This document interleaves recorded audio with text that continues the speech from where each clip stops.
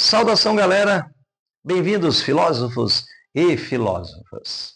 Nesse vídeo, vou falar de filosofia, o período cosmológico, não de todo ele, mas principalmente do que significa esse período para a história da filosofia.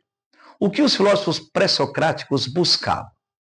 Também falarei a respeito daqueles que resolveram ganhar dinheiro, cascalho, mufunfa, com os ensinamentos da retórica, que são os sofistas. E também passarei um pouco aí pelo método, de ensino de um cara chamado Sócrates. Não sai daí, você não vai se arrepender.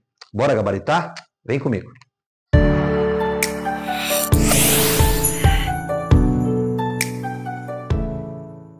Professor Rinaldo aqui, bora para o nosso vídeo. Qual era a principal preocupação dos filósofos pré-socráticos?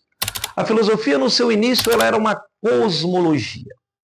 Não se preocupava muito com a gente aqui, os humanos. Os pensadores buscavam pelo quê? Pelo fundamento de tudo.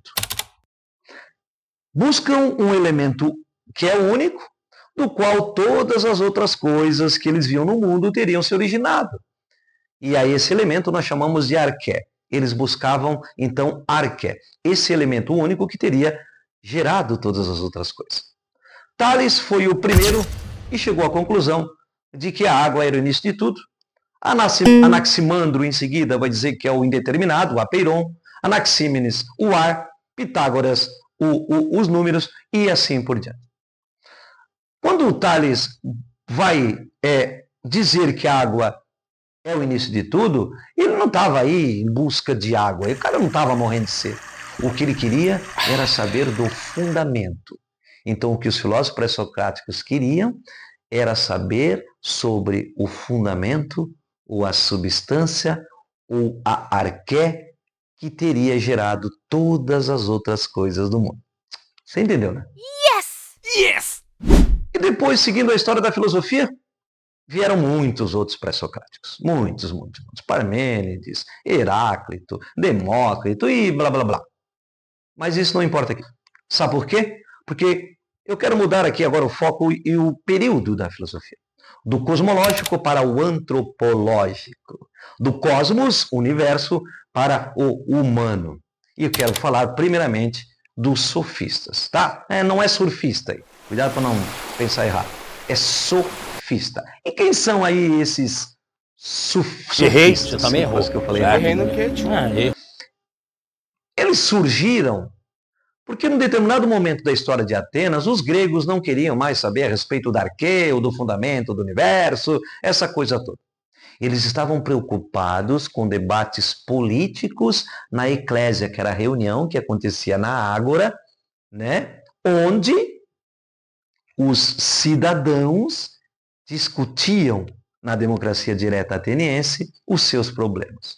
Então, os debates eram muito importantes no contexto da democracia ateniense. E nesse mesmo contexto, então, os sofistas vão passar a ensinar retórica. Sabe o que é retórica? Retórica é a arte de falar bem, assim como eu. Ensinar técnicas de convencimento, de argumentação e também de persuasão. A sua preocupação não é com a verdade. Eles queriam era ganhar dinheiro. Então, nós podemos dizer que os sofistas são os caras que ensinavam por dinheiro. Beleza? Acho que eu também faço isso. E por causa desse seu descompromisso com a verdade, que para os sofistas não importava, o importante era aprender a argumentar bem, persuadir, eles vão ser muito criticados por alguns filósofos aí do período, que vai ser Sócrates e principalmente aí o Platão. E é desse primeiro cara que eu quero falar agora, o Sócrates. Pensa num cara pentelho de verdade, um cara que incomodava as pessoas, amado por uns, odiado por outros. Mas por que ele incomodava tanto? Por causa que ele fazia perguntas desafiadoras. O debate era o que tinha de mais importante no seu método. Ele vivia perguntando e as pessoas tinham que responder. E ele depois que as pessoas respondiam, ele desmontava completamente a resposta ou os argumentos dos interlocutores. Obviamente que você fica louco com isso, né? Mas como é que ele fazia isso?